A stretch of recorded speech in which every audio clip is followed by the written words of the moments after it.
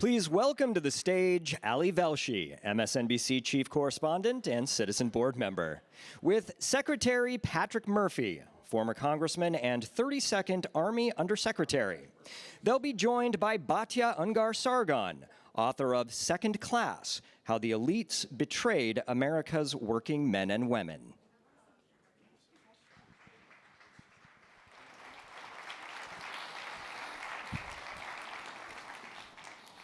I'll go there. You want me to center? Got a little cardio in there. Welcome, friends. Nice to meet you all.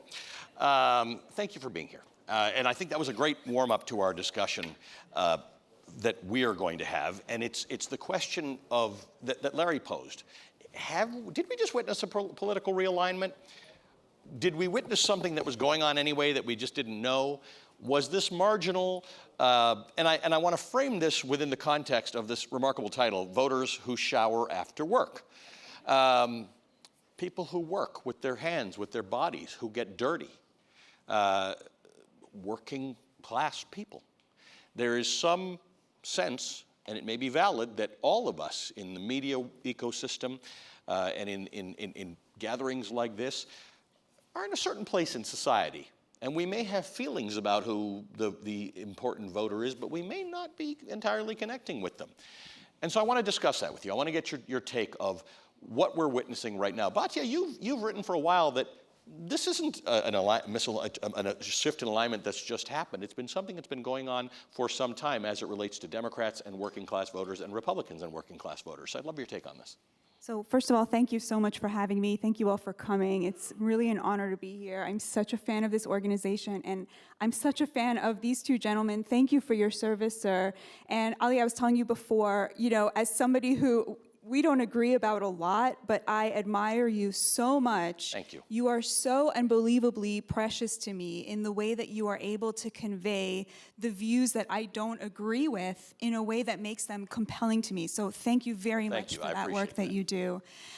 Yes, I think that we're seeing a massive political realignment. I've been writing about this for 5 years now, and there's something very odd about, turning on MSNBC and seeing people finally saying things that they tried to cancel me for saying 5 years ago. There's a lot of mixed feelings about that. I'm very happy to see these ideas coming into the mainstream, although of course, one would like an apology. Never mind. Yes, I've written now 2 books about the class divide being the main divide in American public life. We're often told that we are polarized along political lines. This is nonsense. We're told that we're polarized along racial lines. This is nonsense. There is a divide in America, and it's between the college-educated elites and the working class. And so many things divide along those lines. So the likelihood that you'll be a homeowner, that you'll be able to achieve the American dream. People with a college degree live longer. They're healthier. All of the benefits that we want every American to have are being hoarded by people like us. And the people who are on the other side of that divide, they saw in Donald Trump the promise of that American dream that they feel that they have lost. Why did they see that? I imagine that there's not a lot of people here who can answer that question. Here's the thing. There is a winning formula with working class Americans of all races. And it's this: no more wars, strong on immigration to protect the wages of the working class, trade deals that favor American workers, and socially moderate. This describes the Democratic Party from the 50s, 60s, 70s, 80s, 90s, and that's where things started to really shift. And when you look at who has that agenda today, that is literally what, if you ask working class people, what they will tell you Donald Trump ran on. So he lifted what was a Democratic agenda from the New Deal on until things started to shift and the party started to increasingly try to attract college-educated voters who are on the other side of all those issues. We could talk about that. And the working class saw it. They were like, oh, right, that was what we used to vote on. We're going to vote on that again. And I think that, that explains why you have so many voters who voted for Trump and AOC, who voted for Trump and Ruben Gallego. okay? That's the future of this country. That's where we're at. That is the working class of America.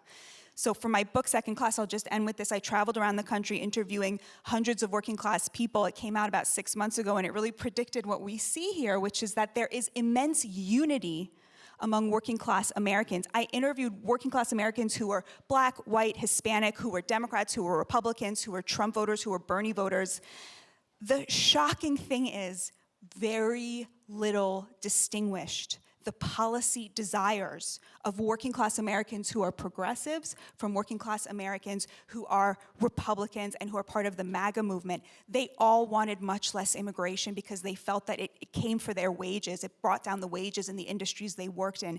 They all wanted much more access to health care, including working class Republicans. They were all very pro-gay, including the Republicans, and they were very worried about transgender women in women's sports, including the Democrats, okay? So there's this unifying thing happening in the working class that is very invisible to us in the elites because we are polarized, and the reason we are polarized is because we get a lot of power and make a lot of money off of it. Thank you for that. Patrick. Thank you. I'm a proud Democrat. Unfortunately, I kind of agree with what your books and what you're saying. I'm a fan. I am one of those folks that shower after work for most of my life. I grew up in a row house in Northeast Philadelphia. I know this, if you look at my bio, it's like, oh, former congressman, he ran the Army under President Obama, he teaches at Wharton, all that, right? What you don't see is getting there, growing up in a row house in Northeast Philadelphia, the son of a Philly cop, a Navy veteran, a mother who's a secretary, got a gun pulled on me 3 times before I even turned 18, worked at a factory, joined the Army in 19, changed my life, going to Iraq, being in 138-degree heat where I didn't shower for weeks, where when I get to Congress at age 33, and I was saying how I went to community college and joined the Army and how that put me on this trajectory to be a member of Congress and how awesome that was, that, yes, I was 33, but the average freshman is 58 in Congress, that they're millionaires, that I was one of the poorest members of Congress, but I wasn't poor. I just had a net negative worth because I had a mortgage and student loans, frankly, that I'm still paying. And my roommate was Tim Walz, who was also, bottom 10, and by the way, he's the governor of Minnesota. He sold his family home because he, got that job. He had to take a line of credit out because of the expenses of being the vice presidential candidate, right? It's a rich person's game in Washington. We have over 600,000 elected positions in America. Of the top 535 in Washington, the overwhelming majority are millionaires. Now, again, I'm not anti-millionaires, right? I played a lottery. I'm hoping to be a millionaire. I'm doing okay, right? But Ali, the premise of your question is leadership is meeting people where they are. It's inspiring people to do something they otherwise would not do. And they have, I represented Bucks County and Northeast Philadelphia. Northeast Philadelphia, our state senator, freshman, lost to a Republican. Bucks County went for Donald Trump. And I'm not here to bash the Democratic Party. I'm a proud Democrat. But I will tell you, they have lost their way. They have lost their way. You can't, and by the way, part of this is, I don't think it's a shift in, oh my God, this is the Reagan Revolution. I heard you earlier, and it was very insightful, and I read a lot about, oh my goodness, it's always darkest before dawn, right? But every election, literally almost every election, 9 out of the last 10 elections every 2 years in the federal level have been change elections. 9 out of the last 10. So do I think it'll be a change election next 2 years from now where the Democrats will take back the House? Probably, right? Because they're going to I think you're already seeing some things, they're going to overreach and some other things. I mean, we'll see how much the Senate wants to say, yes, we're a co-equal branch, we should confirm the cabinet, but I mean, we'll get there. So again, my last point is this, is that when you had an election where we know it was going to be a change election, which is hard for Kamala Harris, right? She's the vice president. She wants to be loyal to, obviously, Joe Biden, who selected her. But, I have this saying that in the Army, we say loyalty above all else except honor. Where she should have went to him and said, hey, Joe, Mr. President, I love you. I'm part of your team. But I'm going to go, when they ask me, these are the 3 things I'm going to disagree with you on, right? And there was 3 things she should have been talking about. Like when you talk about the economy, it's all about the economy, right? And you got to be comfortable talking about it and talking about the economy, the working class people. So in Pennsylvania, in Darco, we have refineries, right? And you got to be able to talk about energy. She should have been saying, we have the largest production of oil and natural gas in American history. Pennsylvania is the second in the whole country. We have the Marcellus Shale. We got to harness that. We got to do more. Doesn't mean you're anti-green energy. We should have said it should have been the all of the above approach. We should have been like, hey, yeah, in 3 Mile Island, they're going to get back online to power the Microsoft data center.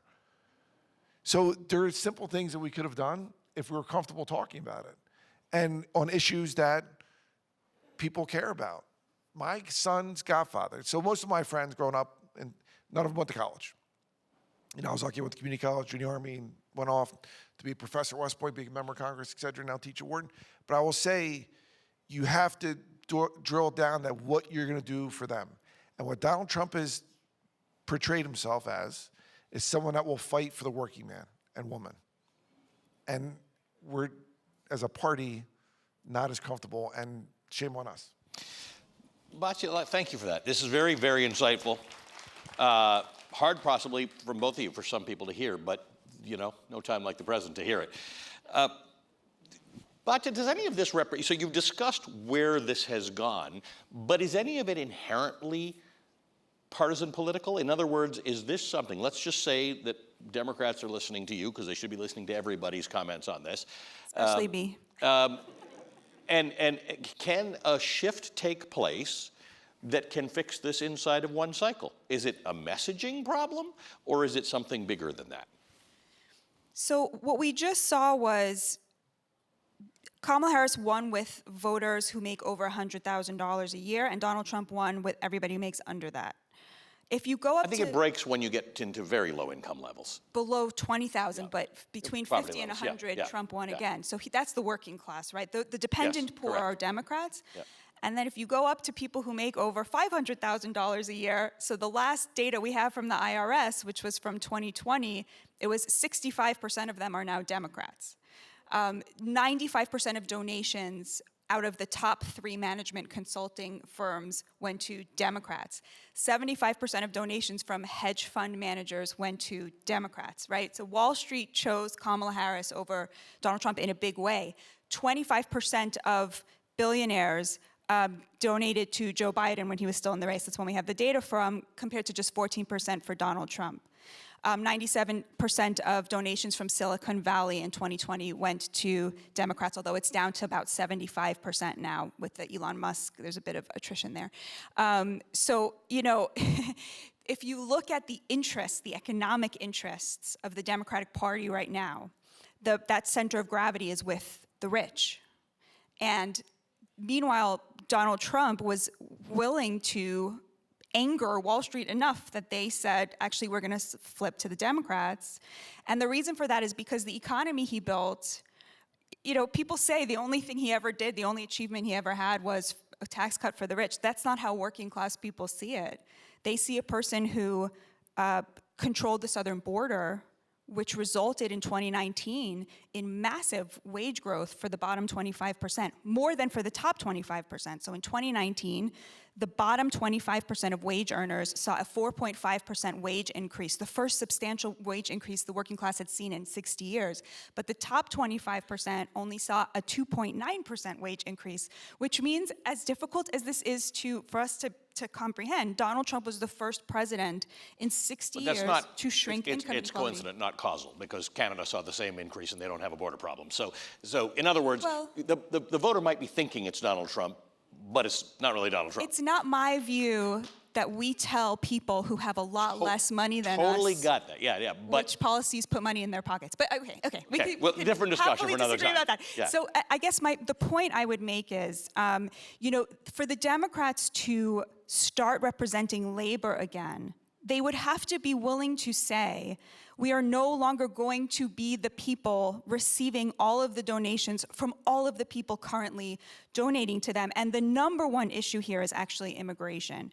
So when Donald Trump won in 2016, there was a lot of effort put into saying that it is racist to want a strong southern border. People who were upset about immigration, working class people, were smeared as racists. And this rhetoric, it's not just rhetoric, it's because those very elites, those very same rich people who now donate to the Democratic Party, it is in their interests to have a lot of low-wage competition. It is in their interests to have 10 million illegal people working in the economy because, of course, they are the employers of the working class. We will never face competition from a person who crosses the border illegally, doesn't have a degree, and doesn't speak English.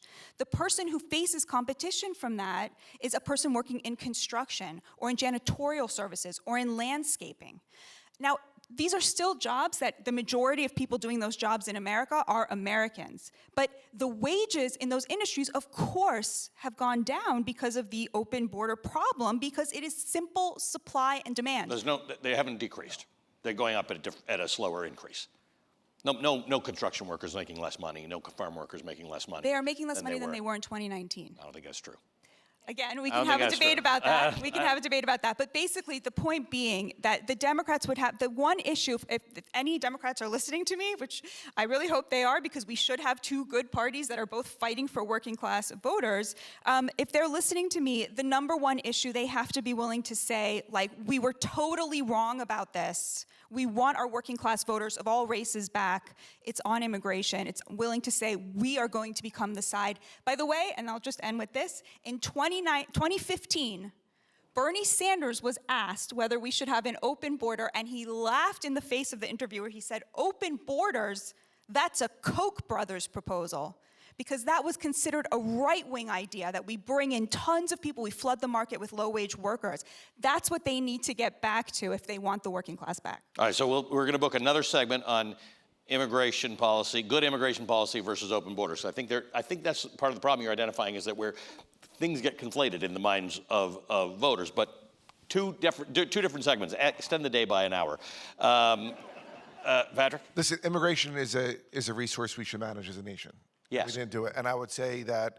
And I would argue both parties over the last 40 years have not managed this all that well. Right, and I would agree. But I would say that Joe Biden, because he comes from the Senate for decades, he was quick to say, well, let's get the bipartisan immigration deal. It took too long. When it finally got there, it was too late. They torpedoed it because of the pressure then Canada, Donald Trump said. So the frustrating thing, and then when they did shut it, it was too late, and people, their minds were already set. So, and that was the number two issue. So it was about the economy, immigration, and when you look at the exit polls, et cetera, right? But demographics are destiny, right? When you have voters, the majority of Americans do not have a college degree. To your point about home ownership, two out of three families own a home, and their home values went up, but the Democrats never talked about it. Their home values went up since COVID, big time, like about 54% on average. The problem is that, most folks, there's not enough housing stock. I mean, Kamala Harris talked about 3 million new homes, but it wasn't translating, right? It wasn't, people didn't get it. And so I think it's a little bit broader than a messaging program. I used to talk about, the last time we paid a minimum wage was when I was a freshman congressman back in 2007. $7.25, and that's where it's embarrassing. And then people say, oh, it's like for kids, I have 2 high school kids. Yeah, but guess what? The majority of people on minimum wage are actually single moms. The majority of people. They're not teenagers, but that's the perception. So they do think, and then construction, you talk about construction, and this is what I would say, meet people where they are. So whether you're Democrat in the audience, Republican, Independent, or just a citizen that, think about the Francis Scott Key Bridge a few months ago. Remember that bridge got hit? How many people were killed? 6 people. Who were they? They were immigrants. They were immigrants. Who else wants to fix potholes at 1:30 in the morning, making $18 an hour? Now, they were legal immigrants, because I talked to Governor Westmore. I said, hey, these, because I'm on the media and Fox, et cetera. But, when they demonize immigrants, the Democrats were also really slow. Like when Puerto Rico happened, right away I was like, the comments about that, at the MSG and et cetera. We have 18 million American veterans. Veterans and small business owners are, if you look at the Edelman Trust Factor and all these Gallup studies, the 2 most well-respected professions in America, small business owners, veterans, right? Of the 18 million American veterans, 500,000 and 500,000 are foreign-born Americans. When you look at Puerto Rico and those comments happen, we have more Medal of Honor recipients from Puerto Rico than any other state in our country. But because we're not willing to talk about it, because frankly, look at it, look at Congress. We used to have, of every 5 members of Congress, 4 were veterans. Now it's less than 1 out of every 5. Now I'm not saying you have to be a veteran to be in Congress, I'm not saying that. But think about the melting pot that the veteran brings to the table, that right now in our military today, we're not woke. But yes, we are 44% people of color. And we got to get back to the basics of what's going to resonate with people, meet them where they are, what do they care about, and let people know that we're fighting for them, even if it's going against the interests of Wall Street, even if it's going against the interest of donors. Because I would say the reason why Wall Street, et cetera, was not for Donald Trump in that 2.0 was because of the threat of tariffs and upsetting of the economy, not because of any underlying message about it's going to hurt their business, et cetera. It's going to hurt our economy if he executes what he says about 40% tax rate on China, et cetera. And welcome to Amazon and good luck Christmas shopping this year. We're going to have a panel later on the influence and possibly the toxic influence of money in elections. So I like that. But Batya, one of the things I love about the Philadelphia Citizen is that this isn't Davos, right? We're not having conversations at 50,000 feet about how to solve this. Everybody in this room is interested in engagement in their city or their state, and maybe even nationally. But the point is, when you are talking about what, and I'm not sure you're trying to solve for Democrats getting these votes back, but if you had 2 parties who were competing for most people in this country who are working class people who should be able to afford their lodging and their food and their gas, and these are real problems, it's not really partisan, what actually has to happen to appeal to them? Because I would argue to you, in another environment where we have more time, that Donald Trump doesn't actually do things that result in benefit for them, but he somehow messages that he does coincident with things that actually happened that made them feel better. But I think we could probably all agree, or at least the exit polls will tell us, that the Democrats have missed either messaging or the ability to do things for working class people. What does that look like to you? If you were actually designing it, because I'm going to make the case that Donald Trump didn't actually design it, but it's working for him. Okay, so I have to just briefly say about money in politics. So Kamala Harris spent $1.2 billion. She raised $1 billion, spent $1.2 billion. Donald Trump spent, I think he raised, the last number I saw was $384 million and spent $342 million. Meaning, like, the person who spent double, she outspent him by double. Well, we got to factor in the Elon Musk thing into this whole thing, right? What do you mean? That's counted in the. No, that's earned media. Earned media. All of Elon's. I don't subscribe to. I don't follow Elon Musk, but I get more Elon Musk tweets than anybody else. That's earned media. He doesn't pay for that. But if you there's no accounting for that at all. I watched MSNBC and CNN all day. All right, there was a lot of that going on there as well on her side. Okay, but there's Fox, which gets double our viewership. 96% of journalists are Democrats. Okay, so it's not. But not comparable voters. in any way. Of course not. Yeah. Right. So I'm just saying, like, in terms of money in politics, just the pure numbers, the person who outspent the other person 2-1 lost. And the same thing happened to him in the primary with Nikki Haley. She outspent Trump 2-1 and lost in a major way, much more embarrassingly than Kamala Harris did. So I'm not so sure money. I thought, when Citizens United happened, I was like, forget it. Our democracy's done. Like, how could you possibly have the will of the electorate compete with $1 billion, but lo and behold, it turns out you can outspend somebody 2-1 and still lose. So I think we should just keep that in mind. It's like a very amazing thing that just happened. Like I said, to me, the problem with Democrats is they look at what the working class is begging them to understand. We think this helps us do this. And the Democrats say, well, maybe it's correlation, not causation. We know better. We know the economy doesn't work this way. Every economist will tell you, mass migration raises the GDP. Well, of course it raises the GDP. It makes rich people richer. That's not an argument for working class people. So the number one thing I would say is that thing of trying to second guess what working class people of all races are begging us to understand. They're literally saying, do this. And the special interests of the Democratic Party are saying, well, you don't really understand how the economy works. That's going to go nowhere. And like I said, I think there's a very easy winning formula. It's Tariffs, trade deals that favor American workers, immigration, limit the supply of labor, and wages immediately go up. No more foreign wars and social moderate. You remember, like, abortions, the way Democrats used to talk about abortion, it should be safe, legal, and rare. That was the Democrats in the 90s. That's Donald Trump's position today. But if you ask a Democrat, well, what should be the upper limit on an abortion? Should there be any upper limit? They'll never give you an answer on that because their position now is full choice. So I think if the Democrats went back to their positions from the 90s, they would clean up. I mean, all of these voters are gettable again. They are not Republicans. The one thing I found when I was reporting my book is there's one thing that working class conservatives hate more than the Democratic Party, and it's the GOP. Like, they hate the GOP, the pre-Trump GOP. They hate it. They think it's on the trickle down. They hate that. They hate that when it was the party of corporations and the Chamber of Commerce and siding with power and money against the little guy. The problem is that's how they see the Democrats now, too. You asked me, I know we're running out of time. So 3 things. One, I see David Thornburg's here, former Fells, head of Fells, Committee 70. So my advice to your question of what you could do, open primaries, incredibly important. So 12 million people in Pennsylvania. We have 1.3 million. Most veterans are independents like I was most of my life, but 1.3 million veterans in Pennsylvania cannot vote in primaries. If they can vote in either, if they're independent, they should be able to vote in either a Democrat or a Republican primary for open primaries. Now, if you're a Republican, you can't vote in Democrat or vice versa, right? Fairness, but check out what David Thornburg's doing. Number 2, be part of the resistance. If you're a Democrat, right, care about it. You should all care about our national debt. It is not good.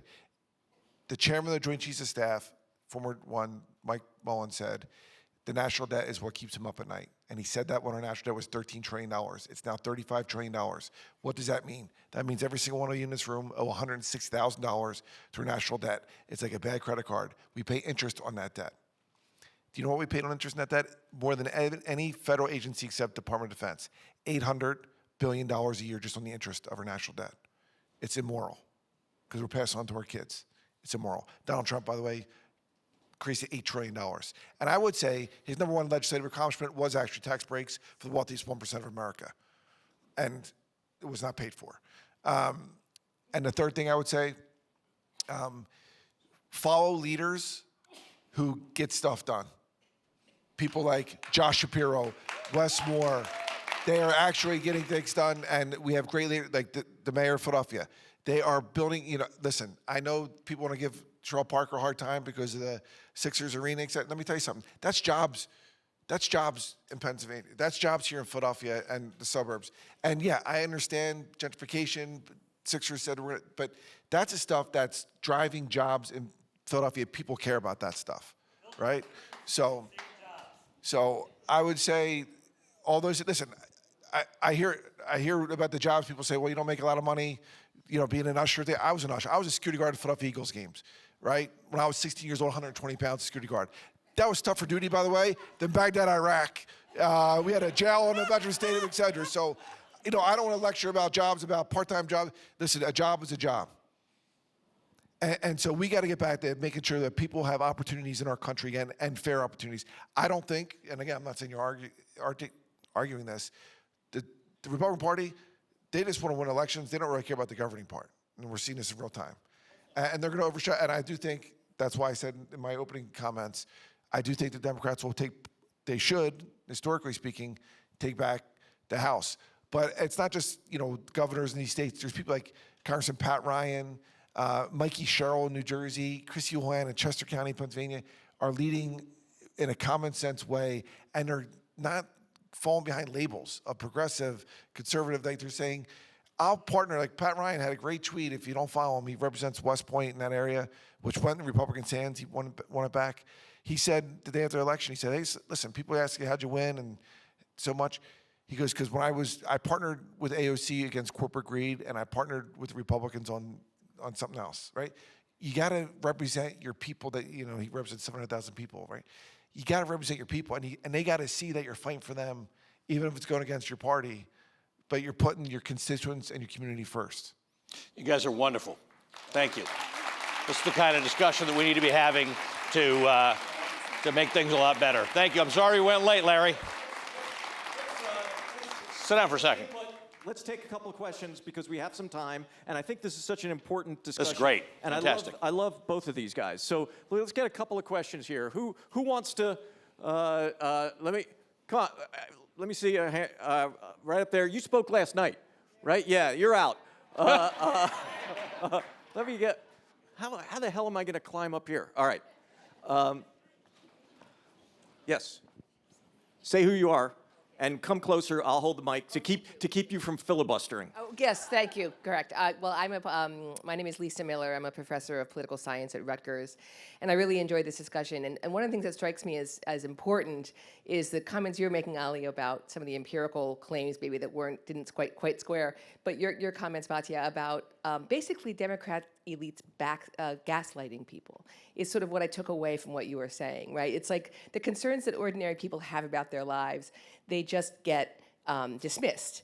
But at the same time, I'd like to ask you both, all three of you, how you think about the Trump phenomenon as this rebellion against the Republican Party itself for the very reasons you described, and why the Democrats have had such a hard time capitalizing on that when this was really a rebellion from within. Great question. Batya, what do you think? You're the learned one on this. When Trump, you're so totally right. When he arrived on the scene, the Republican Party was socially conservative. It was pro-war. It was like a neocon, right? Let's conquer the world, nation building. And it was like free trade, free markets, trickle down. And Trump is none of those things. He took an axe to all those things, okay? So the socially conservative, when Project 2025 came out, the Heritage Foundation wrote this plan, and they were like so proud of it. They were like, this is what Trump will enact on day one in office. And Trump was like, get that out of my face. That's terrible. I don't want any of that. That's garbage. And he humiliated them again and again and again because he believes abortion should be legal for 12 weeks. And he was not going to budge from that position. He's pro-gay. And he was not going to budge from that position. And he knew that's where the American working class is at, Republican and Democrat. There's 80% agreement in this country about abortions. They should be legal and rare. I mean, that's everybody wants. 80% of people want that. He realized that. He's like, one party saying we'll never put an upper limit on it. One party saying it should never be legal. There should be a national ban. And he was like, wait a minute, everyone's right in this area. I'm going to go right here, okay? So he threw out the socially conservative part. He's anti-war. It's like one of the most important things to him. He was the first president in, I don't remember how long, but it's certainly a century, if not more, to not initiate a new war and to try to end wars, okay? That's a big part of it. And then in the third piece of it is he doesn't believe in free trade. He put 25% tariffs on steel and aluminum. He started a trade war with China. His number one promise that he made in every single rally was we're going to have massive, massive, massive tariffs, right? Which, again, rich people hate tariffs. Like, they don't want any of that. So you're totally right. He took an axe to the neoliberal consensus, right, on the economy. And just basically those three planks of the Reagan party are gone. He refashioned the party in its image. And the question of why the Democrats couldn't capitalize on that is such an important question, because if they had looked at him in 2016 and said, wow, this guy agrees with us about a lot of stuff, let's see what else we can get out of him, they could have gotten a minimum wage bill out of him. I mean, he actually is non-ideological. He cares about those three things, but he's sort of very flexible. It was a real failure to put aside, I think, their own. There was, the kind of ideological stuff. They went very far to the left on issues of race and gender, much further, by the way, than people of color. That's what all the polling shows from 2015, that white progressives specifically became very far left on these issues in a way that was out of step with regular Americans. But also, I think more importantly, their economic interests are in tension with the agenda that he is trying to build and to put on the table. Now, I know this is a very bitter pill to swallow. It took me a long time to swallow it. I was one of those people in 2016 who couldn't go to my favorite bar because everybody voted for Trump, and I was like, how could they do this to me? I was one of those people, but I just think, having traveled around the country and talked to the people who we as leftists always say we stand with the little guy, and hear them talk about what policies they want, I think that that's kind of the picture that I arrived at. And the only other thing I would add is that Democrats did a very bad job at calling him for who he is. I mean, he said he's a moderate and like he wants to work. He talked about infrastructure day. He had infrastructure week. Several times. Right, and he never made it to the end of one day on it. He said he was going to get rid of the debt in 4 years. He added Increased it. $8 trillion to it. So, and if you're not willing to go, and I mean, the fact that he was selling $69.95 Bibles that were made in China, that didn't go to his campaign, went to him, like, it's embarrassing that you can't beat that person, right? And that's the ads you should have ran. Like, it's like embarrassing. And I think a lot of candidates on both parties, but especially Democrats, you know, it's okay about talking about why the other person should be fired, right? But you better be ready to talk about why you should be hired. And when you're hired, you have to be a leader. You can't say, I'm going to just be for Democrat. It's like, no, I'm going to break my party if it's right for you. Because I'm going to represent you. I am listening to you. And we have not done a good job. And if this election wasn't a wake-up call, I don't know what the hell else would be. Well said. Let's get one more question, and I just want to remind people, first of all, that Batya was one of those New York Democratic socialists until she got out of the bubble, and her book, Second Class, is for sale here in the bookstore. And Patrick, we miss you in Congress, right? Let's do one more question here. Beth Cohen. Let's assume we do everything right and we change course. My concern is the media, whether it's Fox News or social media, how do we overcome the amplification of things that are not true? And Can I answer this one? Because I used to be, you know, I was an anchor for MSNBC, and, you know, I do most of my stuff now on Fox Business and Fox News, but Ali said it very graciously, but let me just be clear with you. There's more Democrats that watch Fox News during the day than watch MSNBC. That's how, like, and people are asleep at the wheel. My colleagues, when I was in Congress, would say to me, Patrick, why do you do Bill O'Reilly? Why do you do Fox? I'm like, dude, I represent Bucks County. That's in Philadelphia. It's the 4th most expensive media market. There's 220 media markets. What does that mean? That means when I run for Congress, I had to raise and put on TV $1 million in ads to get enough eyeballs that people would see me. My roommate was Tim Walz. You know what she had to spend in Minnesota? $100,000 a week. It's a different, you know, I had to raise much more money. I raised $5 million every 2 years. Why? Because in the media, and Fox News is conservative, right? But 39% of Americans get their news from Fox News, more than any newspaper. And the joke is they're like, oh, the liberal media, 96% of journalists might be Democrat personally, but in real life, they are getting their news, Americans are getting their news from a conservative network, and that's Fox News and Fox Business, period. MSNBC is about 23%, CNN's like 14%. Right. Top, like, when you look at the latest numbers. And that's not necessarily going to change. So I think the disinformation is, and what I tell Democrats, and I advise a lot of Democrats in Washington, it should not be a big deal that our Democratic nominee for president gives an interview for Fox News. If that's the #1 news source, you got to meet people where they are. If they're there, you got to meet them there. If they're on Joe Rogan, 16 million viewers, go to Joe Rogan. And again, she ran a great campaign in 100 days. I'm not here to bash her at all. But we have to do an honest self-reflection of what we need to do better. And if you're going to lead, one of the key instruments is you got to communicate to people, and you got to meet them where they are. They're on Fox News. They're on Joe Rogan. You got to be uncomfortable. And guess what? You can't have I'm on Fox News, and I'm playing for a tie half the time. But guess what? And I have a lot of buddies that say, Patrick, you're doing great. You know, I'm a venture capitalist. Why do you still do that? Because, you know, they're not really giving you a fair time. They're cutting you off. I'm like, because that's where people are. That's where people are. And I care enough about public policy that I'm trying to give back by doing it. And I think that was the point Batya made, that wherever people are is where you have to get to them. That was outstanding. Thank you so much. What a great conversation. If we have 10,000 more of these, our politics might actually get fixed. So, Ollie, I would have voted for your dad, by the way. Thanks, buddy. Larry and Roxanne, sorry we went so long, but that was worth it. Thanks to all of you. Fantastic. I'll see you later. We'll talk about money and politics.